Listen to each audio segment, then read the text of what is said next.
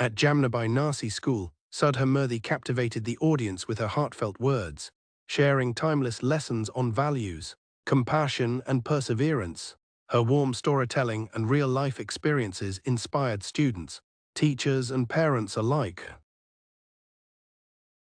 It gives me enormous joy for me to come to school than any other place for various reasons. A, I am a granddaughter of a school teacher.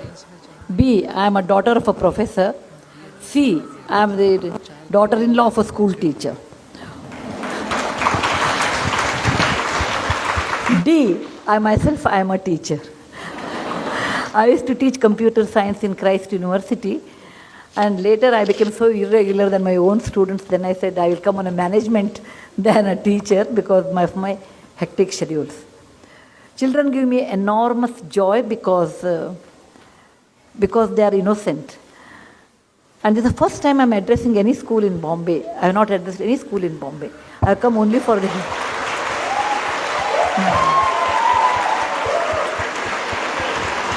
I have only come to Bombay for meetings, never to a school. So when there was an urgent meeting came down today, evening I have a 7 o'clock meeting, then I thought, why can't I come a little early? Anyway, I waste half a day in Bangalore traffic reaching airport. I rather leave at 5 in the morning, reach Bombay at 8:30 so that I can have a session with the students, and then I opted for this.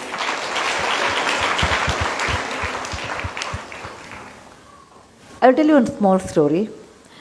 I am a grandmother of 2 grandkids. Like today's how grandkids are there, they are like that, normal. Okay, that means more talking and less listening.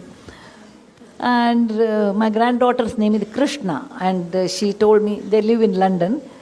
One day I told her to eat banana fruit. You know, we India consider it's a good fruit. Eat. And then she said me, Ajji, give me she calls me Ajji, like any Kannada grandmother is called, or Maharashtrian grandmother is called. She said, Ajji, give me a set of reasons why one should eat banana, a 5 years kid. Okay? I said, okay, I will tell you a story, and then you feel like eating, you eat. I said, there was a rishi by the name Durvasa. I'm sure most of you know. Durvasa is a fellow, wherever he goes, he gives shapa, he curses. He gets so upset so fast. So there was a rishi by the Durvasa who was a very short-tempered fellow. Whenever he used to go to anybody's place, they used to get scared of him. Why this fellow has come, let him go as early as possible. I'm sure when you are not a nice person, nobody welcomes you. One day his wife told him, look, people, when you go, people run away. Whereas I stayed with you for such a long time, don't you think I deserve a boon or a special gift? First he was very upset. Then he said, okay, fine, I'll give you a special gift. What do you want? She said, I want a fruit which is not grown in Devaloka or up above heaven, which is grown on the earth. Yet it should be used to worship God. B, it should flower once a year and it should not have any seeds. C, all parts of that tree should be used in cooking. D, it should not have, it should flower, it should give fruits only once in a year, and the fruit should be not messy kind, not like a mango or apple. And such fruit, without giving that to God, the puja will be incomplete. He said, okay. He made a tree and gave the fruit to the God, and then he called that, her name was Kadali, so he called that fruit the Kadali Phala. Kadali in Sanskrit became banana in English later. So whatever banana tree you see, that is the intelligence of a woman who told her husband the kind of fruit which is easy to eat, whose leaves are used for eating, whose bark is in the stem is used in cooking, whose flower is used in a cooking, which flowers once a year, and there are no seeds. So I told, it's such a great fruit on the earth. If you don't want to eat Krishna, you don't have to eat. But only learned people eat this one. Suddenly Krishna became upset. No, I want to be a learned person, and took the banana and ate. What I am telling you is, Though, every generation, it's really wrong to tell that our generation has a lot more stress. That is totally wrong. Parents, please remove it from your head in case you have such things. I was in Egypt about 15 years back. Then I took on Egyptology. That is a person who knows how to read hieroglyphy, who knows more about Egyptian history, and went to one place which is 7,000 years old, and there I saw the pyramid. Inside the pyramid there was hieroglyphy, so I asked that fellow, what it is written here, you tell me. This fellow told me, the builder of Egypt pyramid have written about next generation. Next generation doesn't respect time, doesn't respect money, doesn't respect elders. They have less common sense, they are less hardworking. I really do not know how they will survive. Suddenly I felt like, my parents talking to me like that. Every generation feels next generation is less than ours. We are very hardworking, we talk. No, that is really not true. Every generation has their own plus and minus, some totally same. Any mathematics teacher or any students who love mathematics will appreciate this. What is 1 by 2? Half. 1 by 2 is 2 by 4. It is also equal to 3 by 6. It's also equal to 4 by 8. It's also equal to 16 by 32. The moment I say 1 by 2 and 16 by 32, 16 is a huge number, 1 is small, but the ratio remains the same. And that is the way every generation has their own plus, minus, their own strengths. Okay, their own stress.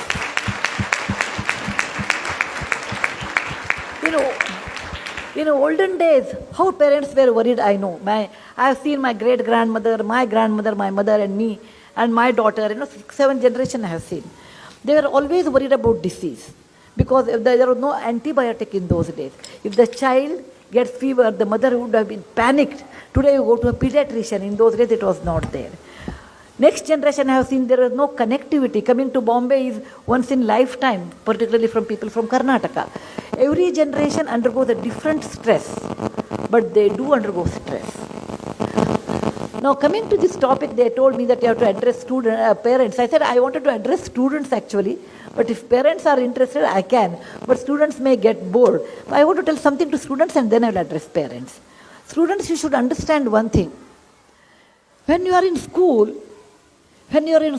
somebody looks after you. Your teacher, your parents look after you. They will tell you some good words and you really get bored. When they start sermon, your mind goes away somewhere. Because I was also a student once upon a time.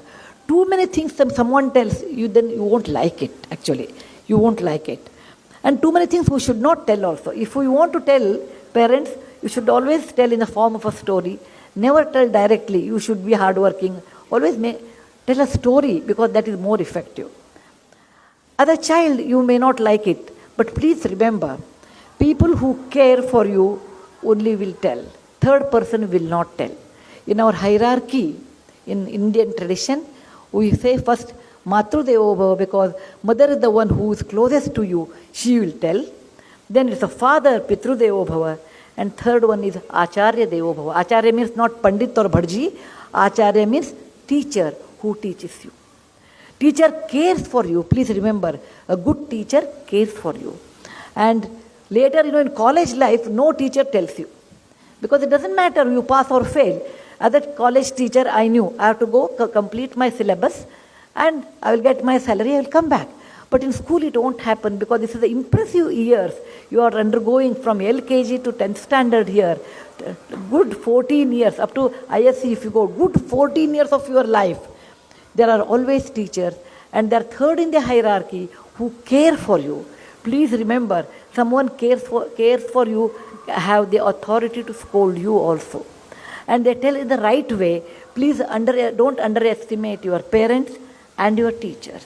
It's your duty to understand what they are telling, for what reason they are telling.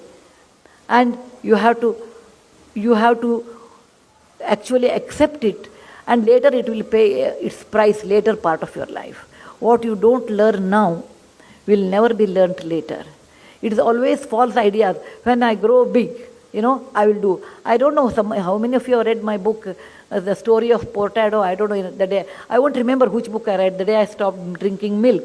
Somewhere, I want to give that incident. So it's 1:30 up to 2 I will finish. Then the remaining time I'll give for question answers. Portado is a real life story. Portado was my classmate. He was reasonably bright, maybe very bright, I suppose.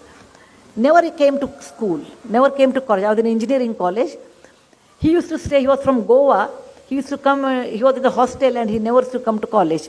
Our college was 7 to 11, he will come around 10 o'clock or 9 o'clock, earliest mean 9 o'clock. And he will sit here, sit there, attend 2 classes. After that, afternoon he will come for the lab, etc. End of the year, 1 month he will get up early and he will study. And there is a method in college.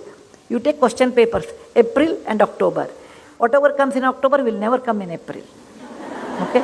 I'm sure in the school also you have. Midterm will never come to final. Okay? So eliminate these question answers and then make a approximate question paper and study that, and he used to get a first class. He did all 4 years like this. Once I asked Portado, why you are such a bright person? You don't come to class. If you come regularly, you can get distinction. You can get a rank. He said, Sudha, you do not know. In life, it is not the education. It is the connection it really works. And we have to build a lot of connections, when you are young, it helps you. I came from a middle class family. My father was a doctor, a gynecologist. I never understood this connection, all those things. Then he said, my father was in military. We were in Calcutta. There was a club, which we have never seen in our real life. So we thought maybe he's a big man and it is beyond our, hamara bas ka baat nahi, I felt. So it's something new. Years passed. In 1972, I finished my engineering, so was Portado, and I didn't meet him for a long time.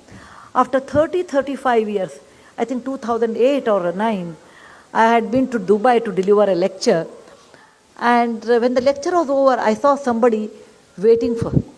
And then he said, ma'am, I was waiting for you. I was surprised, in a place like Dubai, who will wait for me? Then he said, I am Portado. I could not recognize, because in 30-40 years, people put on weight, your hair will be grey. All those physical changes will happen. I said, Portado, I would not have recognized. I was very happy. I told him, let us sit down and talk. He said, no, I just wanted to tell you one word to you. So I was waiting. I said, what happened? He said, do you remember in college I used to bunk class? I said, of course I remember you. Portado means bunking class. He said, I used to bunk class and I joined a job, and because in those days, the moment you have BE, you used to get job in my time. And my bosses came to know that, my subordinates came to know that I don't have knowledge. Getting a first class marks are different than knowledge. Please remember, parents, your children should be in the pursuit of knowledge than the marks. Though it's a competitive examination. I agree. It is a competitive world. Competition is 1,000 times or 10,000 times more than what time I had. But with all those things, the knowledge which always helps you than your marks in real life. So he said, I got marks, but I did not have knowledge. Once the subordinates know that you don't have knowledge, they don't respect you. Once the boss knows you don't have knowledge, then he wants a reason to kick you out. I was kicked out from one job, then I took a second job, and I was so much used to getting up 9 in the morning, I'll go late to the office. I was kicked out there also. Over a period of time, I couldn't get job anywhere. And now I have a job as a manager job or a smaller job in Dubai. And I said, what about your family? He said, I have 2 daughters. I left them in Chennai to study. I said, what? He said, yes, I want they should study well. They should not become like me. I just waited for you to tell Sudha one thing. When we were young, I used to make fun of you. He used to tell me, you are like a running race horse. Because the horse will see neither left nor right, it runs. Same way, you always were academic and we used to make fun of you. Today, when we called you nerd, and I thought I was very smart, today I feel you are successful and I wasted my life. I just wanted to tell you, if you don't discipline when you are school or in college, you pay a heavy price in later part of your life. Discipline, like coming up in a proper way, writing properly, talking properly, communicating properly, respecting people properly. This really helps a long way in your life. So I don't want you should be like Portado, regretting in your old age. You should remember that To be successful in life, there is no shortcut. The only method is hard work and straight way. And that you have to do. And remember one more part, that your school, you come as a raw product to school, like a raw material to school. School churns you out 14 years and takes you out as a finished good. You come out as a young toddler here, and you go out as a fine teenager. The school has done so much, not for the fees what you give. Your fees are minimal when you compare to the kind of advantage you get in real life. Your teachers, your parents, everyone put so much hard work to make you a young teenager. Please remember, the school is your alma mater. And when you grow big, when you make money more than what you need, you should always help your alma mater, because that is the place which has given you a life in real life. This I wanted to tell you. The budget of Harvard University is more than the Pakistan's national budget. The budget of Harvard University is run by its old students. Alma mater, there are old students in every university in US. Even in India, we have started that, but it is run by the past students who give their enormous wealth back to their college, because college or school does great work to make a fine human being. So a role of a teacher, role of a student is very important. My grandfather was a school teacher, I told you before. He was a high school teacher, and we lived in a village. So in the evening, both of us used to sit on the, outside the village. There will be a small park, in front of our house. We used to sit there, and people who pass our house used to tell, "Namaste, Masterji." Everybody. Once I asked my grandfather, maybe 7, 8 years old, why do they call everyone, including the Patel of the village, including the Mukhya, everyone says Namaste, Masterji. Why? My grandfather told me a very nice shloka from Mahabharata. He told, Arjuna, the mighty warrior, the great warrior, always used to respect his teacher Dronacharya. And somebody asked him, "Oh Arjuna, you are such a famous man. You are a king. You have a lovely wife. You have so much wealth. Why do you always worship your teacher who doesn't have even any money compared to you?" He says, that is not true. Na rajyam. That's the reason I want you should introduce Sanskrit, because it's one of the most beautiful language of our land, which has great classics like this, which tells you, na rajyam, na dhanam, na kanakam. That means it says, no kingdom, neither a beauty, nor money. In this life, nothing stays with you. The most beautiful person today become old one day. Today, whatever you see, Deepika Padukone, she will become old one day. In my time, Vajantimala was so beautiful. She also became old one day. Old age is a part of life. People who were very rich once upon a time may not remain like that, because money is always wavering. People who had lot of lands must have lost lands due to many reasons. So in life, nothing is permanent. What is permanent? He says, knowledge is permanent. Knowledge nobody can steal, nobody can burn, nobody can bury. Knowledge is something, the more you give, the more wealthy you become. As a teacher, I'm sure all teachers will agree, first year we are not great teachers. Second year will be a better teacher. Third year, perfect teacher. Because every year you go on teaching, you know your flaws. Not students will tell, but we know our flaws when you teach. Was I really fast? Was I condensing? Was I not convincing? You learn your faults every year and you improve. And that's the reason the more you teach, better teacher you become. More knowledge you give, better person you become. So he says the teacher is the one, he's the greatest philanthropist. He or she may not have much money, but a teacher is the one, the greatest philanthropist in life, who gives away their knowledge to others. And that's the reason we should always respect teachers. And teachers are the most important people in your life. Please remember that.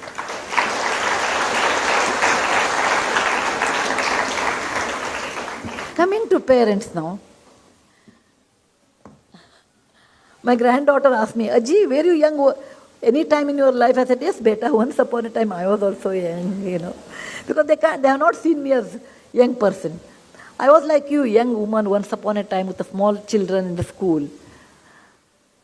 And one thing I learned, There are three types of competition. One is competition in the market, okay, or in the school, or in the field. Most parents will have competition with their children. What is your son scored? I never ask that one. How much your son scored and how much my son scored and compare. Don't do that. It is not good for you and worse for your child. Every flower is beautiful, but it's in own way. You cannot say rose is better, hibiscus is not. No. Hibiscus has its own property, its own color, its own volume, and it looks different. Every child is a flower by himself or herself. Do not compare. And when my children used to appear for the exam, they get marks, I will just keep quiet. I have seen many parents, because I came from a teacher's family, I understood what it is. But I have seen parents, they will retotal it. Okay? They retotal, not the child. The child is very happy to play outside. Oh, teacher has not given 1 mark here. In programming, there is 1 mark less. Out of 10, she has given 9. But the real problem, programming is really right. So he or she should get 10. Next day they come with that, sir, you should give my child, or madam, you should give 10 marks. Okay? Due to some reason, the child, what happens while correcting paper, even as a teacher, I know. For us, between 9 and 10, there is not much difference. It is very, very good. Okay. Logically, handwrite, everything is good, give 10. Little bit of the difference is there, give 9. Okay, that's the way. Normally, I never used to give 10 marks to anybody. Always keep them a little low. Always we prefer to give, as a teacher, you don't want to give 100 out of 100 in language at least. No language other than Sanskrit you can get 100 out of 100. Because language is individual taste. In mathematics and all, you cannot help it, because logically you should do that one. But still, if the child gets 99, parents said, I have seen so many parents telling their child, the child comes with the report, I got 95. Instead of being happy for 95, where did you lose the remaining 5 marks? Don't ever do that. If you burn them when they are young, they will be burnt out by the time they come to college. And you regret for that. Don't make your child burnt out by the age of 14 or 16 or 18. They have big life ahead. You want your child what is your aim in life actually? You should question that. What is your aim in life? I want my child should get always first rank. It is not possible. Because this world has many bright people, many scoring people, many good people. Not that nobody can remain in the zenith for a long time. Nobody, including Bill Gates. Nobody can remain. Because Mother Earth, Kalidasa says in one of his classics, Bahuratnani Vasundhara. He says, oh Mother Earth, you have many Kohinoor diamonds with you. Not one Kohinoor, many Kohinoor diamonds. So, your child has many things which is inside. Don't ever think why the child lost 5 marks. Be happy, he got 95. That means almost 5 marks he missed to the perfection. Be happy. Don't go on adding marks and quizzing the teacher why he should not get 10 out of 10, 9 out of 10. Okay, teacher will say, okay, take 1 more mark, doesn't matter. But by the time you do, your child observes. Please remember, role models are not Sudha Murthy. Role models to your children are parents. How your mother talks, what lies she tells. Not the father is later, first is mother. That's something we call a mother tongue. And every mother thinks the child is an extension of her body. It's a reality. When the child cries, why mother? The child is crying, mother is not crying. Nothing happened to mother. The child is hurt, but mother cries. Because every woman, it is biologically and psychologically, the child is extension of her body. If something happens to the child, mother cannot take it. There's a very unusual, unconditional love God has gifted between mother and a child. So you have more responsibility than father. Whatever you do, your child will absorb that like a sponge. Suppose you lie on the telephone. The child says, okay, there is a correct way, you and I should do that. If you compare 95 to 100, when the child grows big and gets a job, he compares himself or herself with his colleague, what promotion he got. Today you compare for marks, tomorrow they compare for grading, or they compare for the promotions, salary. It is nothing like, I don't say you should not compare. Where you are needed to compare, to learn something new, yes, you have to compare. With whom you have to compete then? You have to compete within yourself. The most important is you have to compete within yourself. Like last year, everyone knows what is my good and bad, everybody knows. You can fool people, but inside you know what is good and what is your weak area. My children used to tell me, Amma, you are very weak mother. I said, what is the definition of a strong mother? When the child doesn't listen, she will see that she will make him or her to listen. I said, no. Every mother is a weak, because that is the weakest link is a mother actually, mother's affection. Mother should be strong in certain good in value system. Like smoking is just not allowed at any cost. It is not allowed. Drug is not allowed at any cost. Telling lie is not allowed at any cost. Not respecting elders is not allowed at any cost. Rest. I want to see 10 minutes TV, 5 minutes TV. Just allow 10 minutes, means give 10 or 12 minutes and switch it off. Don't say that, no, you can't see 10 minutes TV. The child will see neighbor's house and go with 30 minutes TV. So 10 minutes TV, better. TV is not good to see at this young age. It will affect your eyes. And more than that, let us learn a communication. Other day I was in my friend's house and they said, after many years we all of us met in the US. We said, let the family meet. Everybody came. I went early. I said, there's some 5 minutes time is there. I opened up my iPad and did something. Meantime, my other friend came. He thought, oh, others have not come. He took his iPhone and he started something. Third person came. Oh, not all of them have come. He opened his iPad and did something. So, in 10 minutes, many people came, but assuming that nobody has come, everybody were in iPhone, laptop, everything.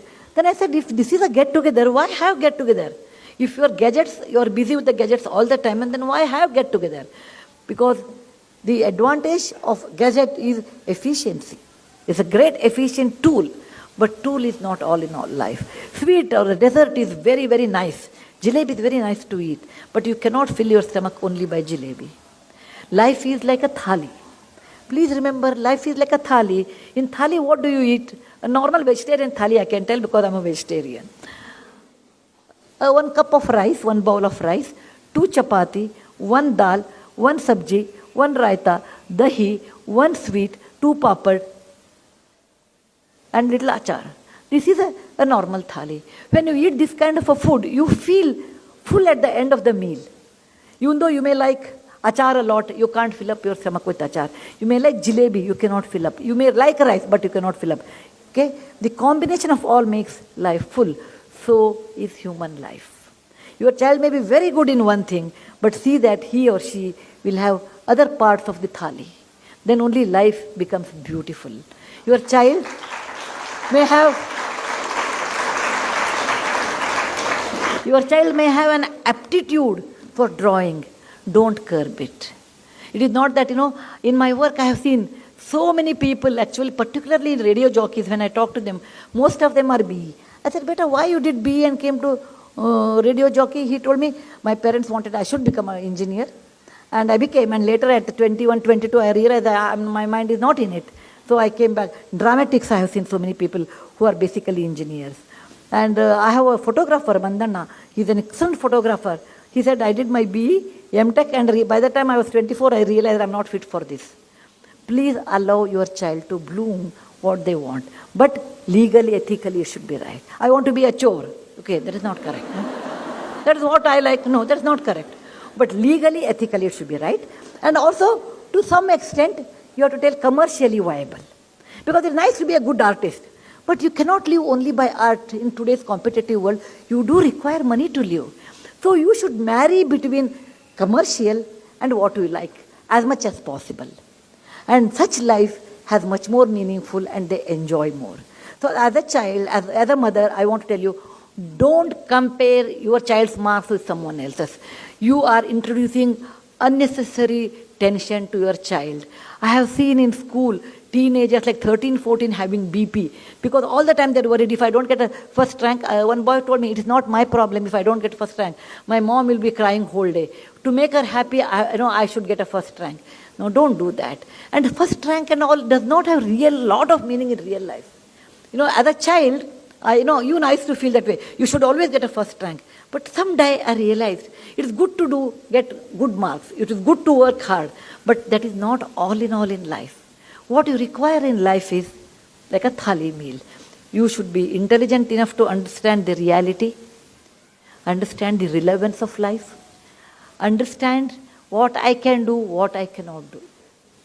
There is nothing like, people say, oh, there is no word I cannot do. Napoleon used to say, there is no word no in my dictionary. That is good for Napoleon, and I don't know what he really told. There are certain things you cannot do.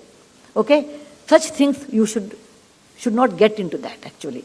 Certain things you can improve. Certain things you can definitely excel. Studies are in your hand, you can excel. Results are not in your hand.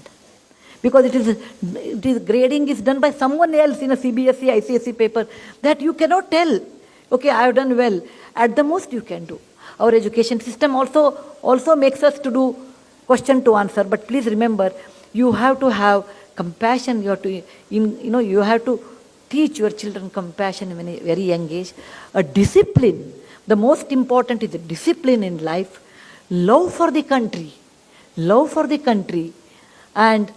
And studies, hardworking. But love for the country you should teach. In any of the national anthem or anything is there, if the child doesn't stand up, you should tell the child, if you don't stand up, my mom used to do. If there's a national anthem anywhere, you have to stand up. If you don't stand up, no dinner on that day. Whatever may be your condition, no dinner. So for me, national anthem was associated with the dinner, actually. Okay? As a child. But it became a discipline. Later I realized why. Because as a child, children won't understand the importance of that. But later, they appreciate that. So in general, what I want to tell parents is, don't pressurize. Don't live your children's life through their life. Don't live. I did not become a doctor. Let my child become a doctor. No. To become a doctor was your dream. It may not be her dream. What you cannot complete, they can't complete. Because they may like, may not like. They may complete also. But don't live your life through your dreams through them. Don't ever do that. Because every individual has a life, has a liking, has their own way of leading life. Like everybody should run their own marathon. You cannot make your child to run the marathon which you wanted. So what other parents you can do is, you can encourage, discourage bad values, encourage good values, and then allow them to question.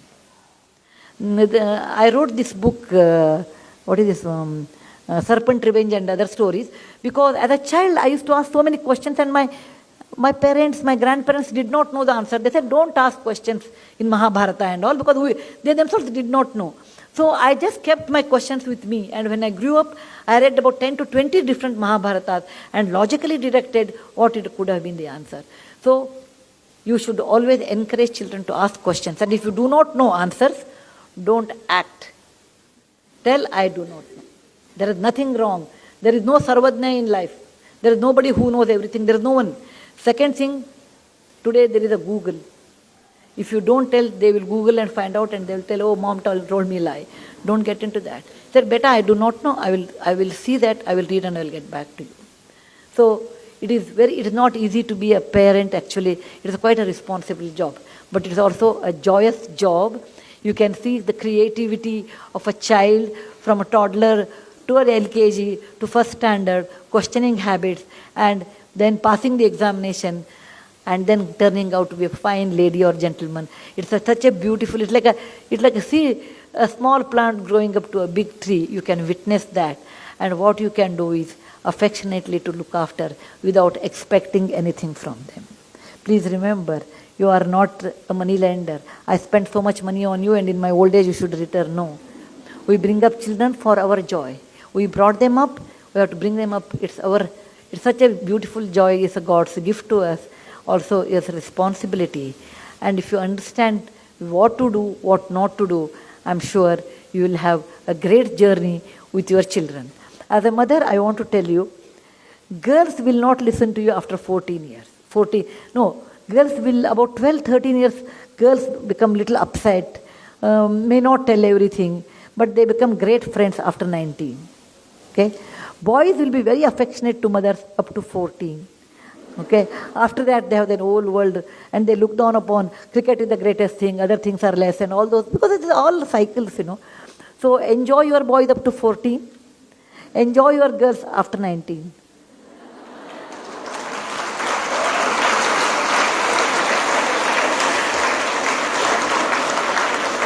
Thank you very much.